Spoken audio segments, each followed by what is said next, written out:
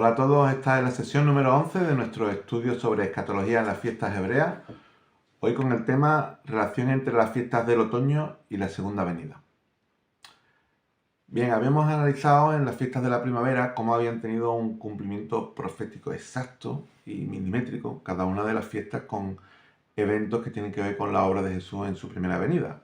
Pascua coincidió con el día de su sacrificio en la cruz, pan y sin levadura con el tiempo de la sepultura, Gavilla justo el día de la resurrección y Pentecostés justo el día del derramamiento del Espíritu Santo. No solamente coincidieron en su simbología y en su cumplimiento metafórico o profético, sino que coincidieron exactamente en la cronología, en los días en los que se celebraba la fiesta con su comparativa en el cumplimiento exacto de la historia.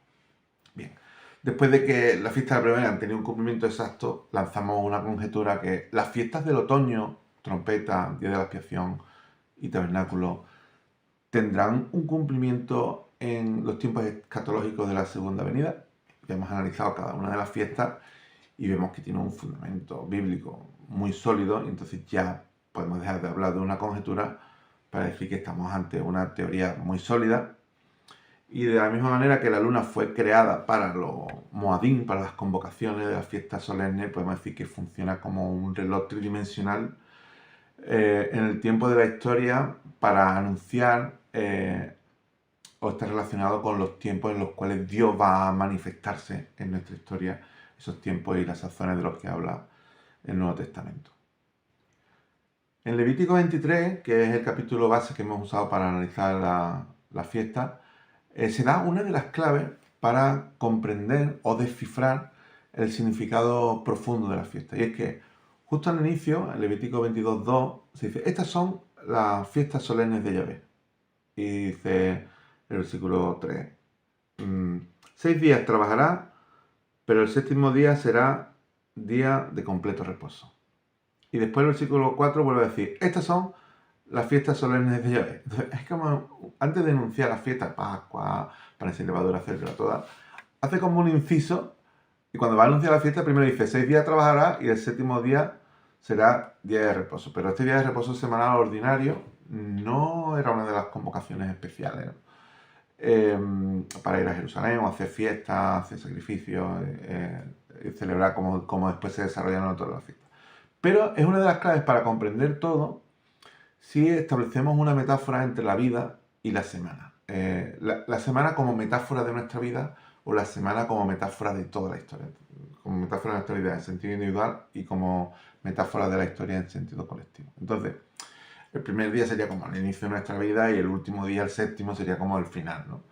Y en la historia, pues lo mismo, pues tendríamos varios días en la historia y el séptimo día sería el último día de la historia. Entonces, en ese sentido, podríamos decir que el último día, que es el día séptimo, ya lo hemos analizado cada una de las fiestas, comienza con trompeta y termina en Yom Kippur, el día de la expiación. Estos son los polos o los extremos del día séptimo, que es el día último de la historia del día de reposo. Pero hay un día más allá de este día séptimo, que es el día octavo, que está simbolizado de forma expresa con el día octavo de la fiesta de los tabernáculos, que es la entrada a la Nueva Jerusalén. Y entonces vemos que podemos extrapolar el sentido de la semana a toda la historia y insertarlo en el significado de la fiesta con un cumplimiento profético muy, muy exacto y muy preciso. Podríamos preguntarnos, ¿y qué es el reposo? Estamos hablando que el séptimo día es el día de reposo. Pues para el pueblo hebreo, entrar en reposo era entrar en la tierra prometida. Para nosotros los creyentes, el reposo es la salvación, la vida eterna. Pero también podríamos preguntarnos, ¿y para Dios? ¿Qué es el reposo para Dios? Dice Isaías 66:1, el cielo es mi trono y la tierra es estrado de mis pies. ¿Dónde está la casa que me habréis de edificar? ¿Y dónde el lugar de mi reposo? Entonces podríamos preguntarnos, ¿el reposo es un lugar o un tiempo? Yo pienso que necesita las dos cosas, necesita de un espacio y de un tiempo. Para el pueblo hebreo, cuando entraron en la tierra prometida, cuando cruzaron el Jordán, ya estaban allí en la tierra prometida, pero antes de la toma de Jericó, todavía les quedaba por tomar y conquistar la tierra antes de poseerla en herencia.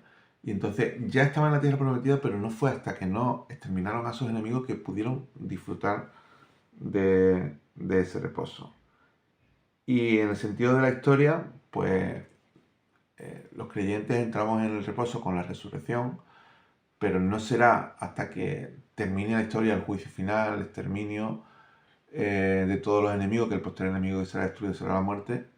No será hasta que disfrutemos del reposo verdadero, el gran jubileo, que coincide con tabernáculo, la fiesta tabernáculo, el día octavo, que está relacionado con el 50, porque el año del jubileo justo después de 7 barbechos, 49 más 1, después de 7 semanas de año, cuando comienza. Entonces hay una simbología en la numerología también para que coincida todo.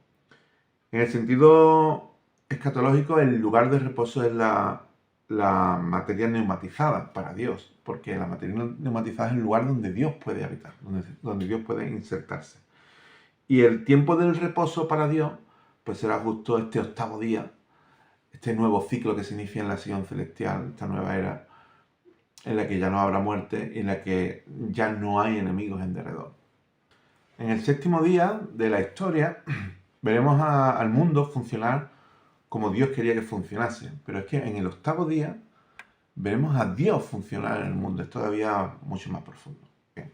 Y antes de que entremos en estos tiempos escatológicos, que comenzarán el final de los tiempos con la segunda venida, aunque ya sabemos que los tiempos escatológicos fueron inaugurados con la llegada de Jesús en el mundo y su resurrección, ahora mismo estaríamos en el día sexto de la historia. Y el día sexto está relacionado con el día de la creación del ser humano. Y este proceso de creación del ser humano está relacionado con un proyecto de construcción del templo, que será el cuerpo de Dios, el hombre, el ser humano colectivo en Cristo, como si fuéramos piedras vivas, ¿no? Y este proceso de construcción del templo ahora mismo está en proyecto o en proceso. Dice Efesios 2, 20, 22, edificado sobre el fundamento de los apóstoles y profetas, siendo la principal piedra del ángulo Jesucristo mismo, la primera que se colocó, en quien todo edificio, bien coordinado, va creciendo para ser un templo santo en el Señor, en quien vosotros también sois justamente edificados para morada de Dios en el Espíritu.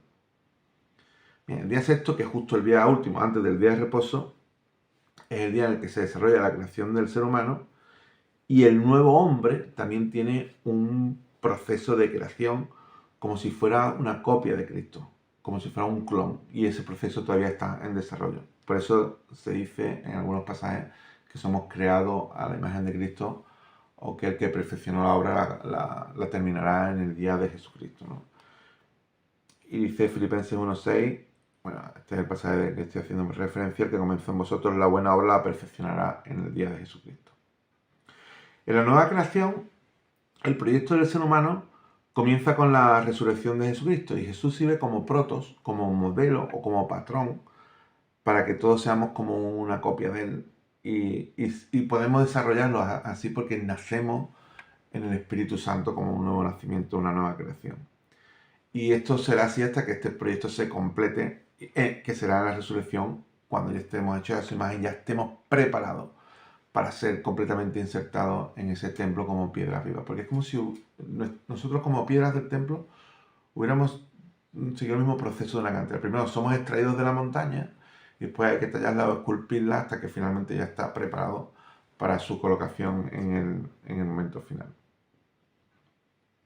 Y esto se refuerza en varios pasajes, en Romanos 8:29, 2 Corintios 3:18, somos transformados de gloria en gloria en la misma imagen, y también somos revestidos de nuevo conforme a la imagen del que lo creó. Bueno, son varios pasajes en los que se enfatiza esta idea. Entonces, en este sentido, el reposo se alcanza cuando se entra en la casa. Pues la morada que Jesús preparó para nosotros, de la que se habla en Juan 14, es justamente el cuerpo de la resurrección, cuando dice, voy pues a preparar lugar para vosotros en la casa de mi Padre, muchas moradas hay. Y en Juan 5, reforzando esta idea de que en el día sexto es el día de creación, dice, mi Padre hasta ahora trabaja y yo trabajo. Entonces, cabría preguntar, si ya en el día séptimo Dios descansó, ¿en qué trabaja Dios ahora? Pues justamente está hablando de otro tiempo, no está hablando de la semana ordinaria, sino de la semana de la historia.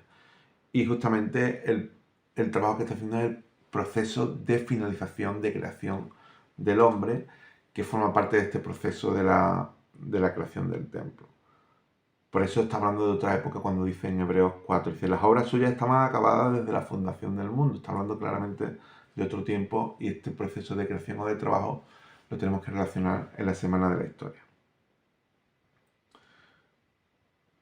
Bien, entonces, aquella semana de la que se está hablando, que es un proceso de creación, es un proceso que está en proceso, usando la palabra inglesa loading, que me gustaría como si fuera una barra de estado que está en desarrollo, hace referencia a otra escala temporal y tiene que llegar a su fin antes de que se dé por culminado el proceso, ¿no?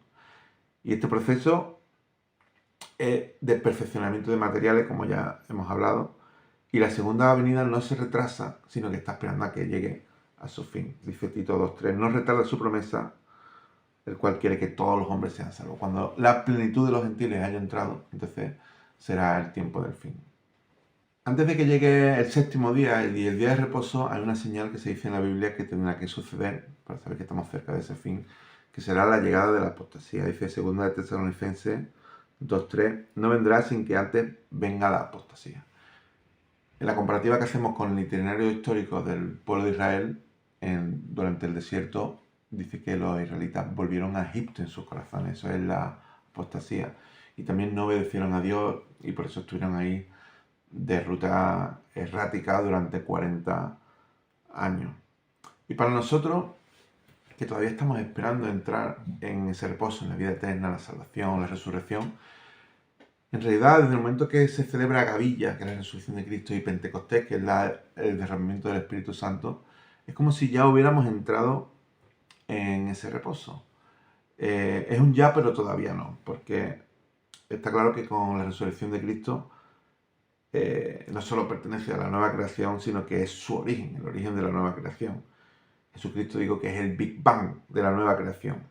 Como esa piedra de la que se habla en Daniel, que fue extraída del monte y después se expande como piedras para nosotros. Y dice no hecha de mano, que está haciendo referencia a la construcción del templo.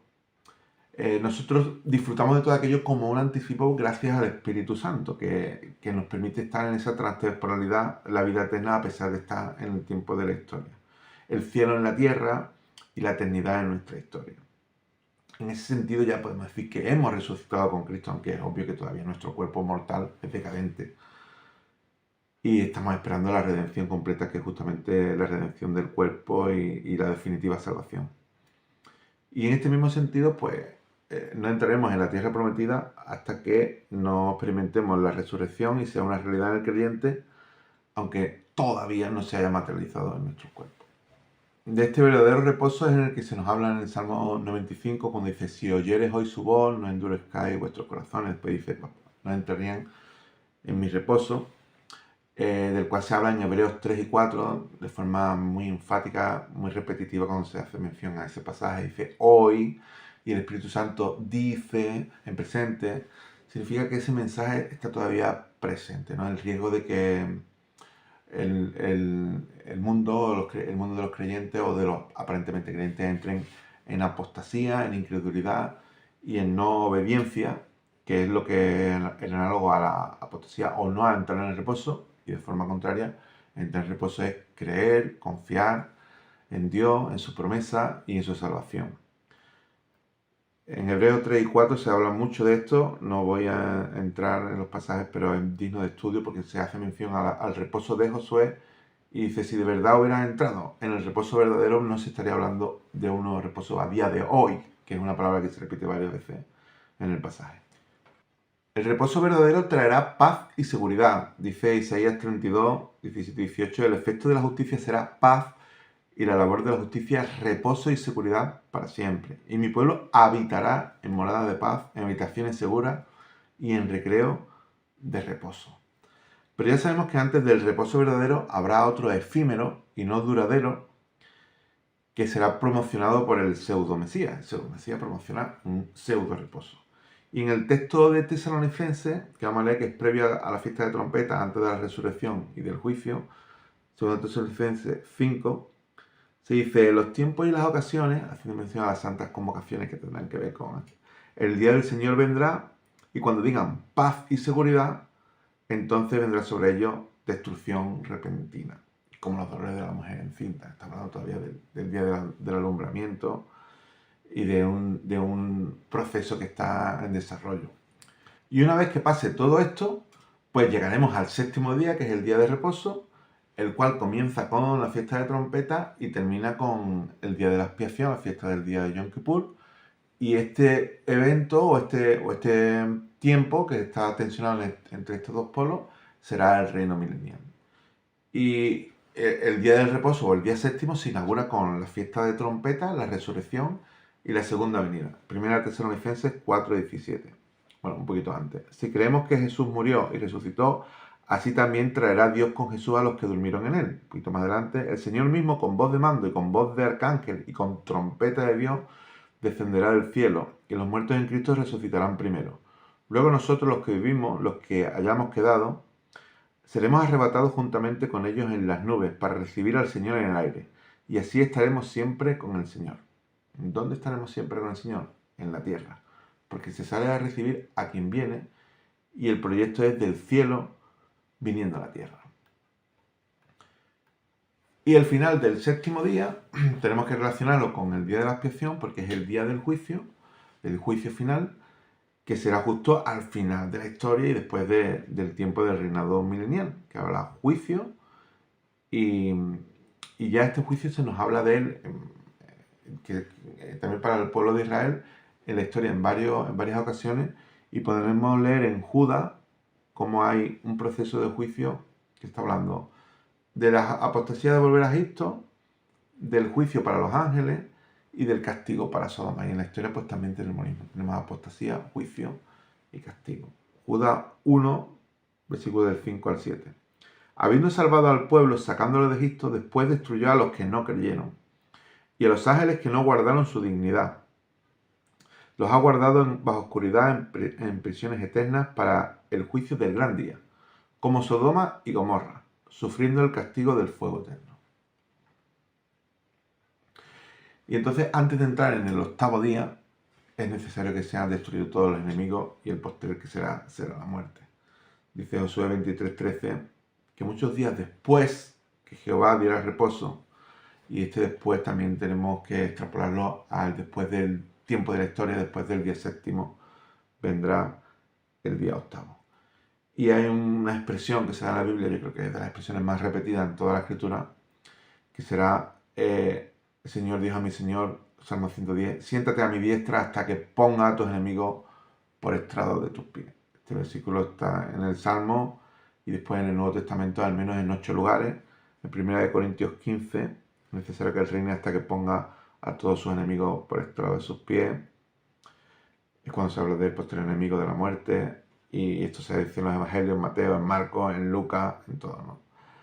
En Hechos, en Hebreo, Hebreo 10:13, habiendo ofrecido una vez para siempre un solo sacrificio por los pecados, que está hablando del día de Yom Kippur, en la obra de Cristo como sumo sacerdote, se ha sentado a la diestra de Dios, de ahí en adelante esperando hasta que sus enemigos sean puestos por estrado de sus pies.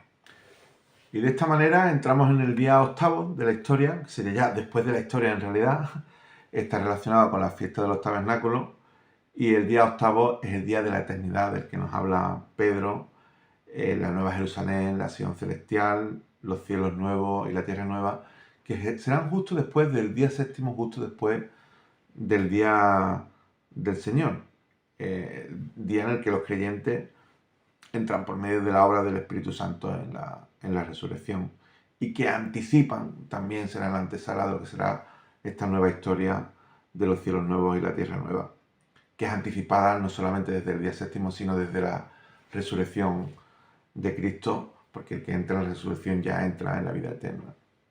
Dice en 2 de Pedro 3, varios versículos en el que se enfatiza que el octavo día es tras el juicio. El día del juicio, y después dice, para la venida del día de Dios, en el cual los cielos encendiéndose serán deshechos y los elementos siendo quemados se fundirán, pero nosotros esperamos, según sus promesas, cielos nuevos y tierra nueva en los cuales mora la justicia. A Él sea la gloria, ahora y hasta el día de la eternidad. Amén. En la resurrección y en la nueva creación, la materia es neumatizada, espiritualizada, y adquiere unas propiedades de tal manera que Dios mismo pueda integrarse en esta materia. El proyecto queda culminado con el propio templo celestial, porque se dice que si Dios habita en los cielos, dice por ejemplo 2 Crónicas 6, tú irás desde los cielos, desde el lugar de tu morada, o en Ezequiel 37:27, estará en medio de ellos mi tabernáculo y seré a ellos por Dios y ellos me serán por pueblo. Esto es una promesa que será cumplida en la Nueva Jerusalén, porque si los cielos son morada de Dios y Dios termina morando en la tierra, que es ahora su estrado, es porque los cielos y la tierra se fusionan, lo espiritual y lo material quedan imbricados. Y entonces podemos hablar del octavo día como el inicio del nuevo templo que es Dios mismo en la tierra, en la Nueva Jerusalén. Y entonces el día octavo tenemos que recordar que ya no se habitaba en enramada, que eso simbolizaba el tránsito por la historia, es como el inicio de un nuevo tiempo, de una nueva historia, de una nueva era. Y por eso el día octavo está, digamos, emparentado con el primer día, porque es después de un ciclo completo. Y esta numerología la podemos relacionar no solamente con un nuevo comienzo, sino con la consagración del templo, porque hay una figura de 7+1 que se repite en varias ocasiones. Por ejemplo, la toma de Jericó se entra después de 7 días tocando trompeta. La destrucción de las naciones son 7 reinos, lo que hay que conquistar antes de entrar a la tierra prometida. La consagración del santuario, del que se habla en Levítico 8 y 9, justo después de 7 días. La dedicación del altar en Nehemías y Esdras. En Esdras también es después de la fiesta de los tabernáculos, 7 días. La dedicación del templo de Salomón se hace también después de un 7+1, después de la fiesta de los tabernáculos, coincidiendo con ella. La consagración del templo en la época del rey Ezequías, en 2 Crónicas 29. La consagración del templo en Ezequiel 43, también es después de 7 días. Toda esta figura de 7+1 nos está hablando de que la fiesta de los tabernáculos, que es el colofón de toda la serie de fiestas, y de que la entrada del día octavo como el símbolo de la entrada a la Nueva Jerusalén, es en realidad una fiesta que representa la consagración del templo celestial, que me parece una conclusión fascinante e impresionante de todo lo que significan las fiestas y de todas las figuras que hay en la Biblia que apuntan a esto, de los cuales os he citado muchísimos pasajes. Con esto terminamos la sesión de hoy. Nos veremos en las próximas sesiones.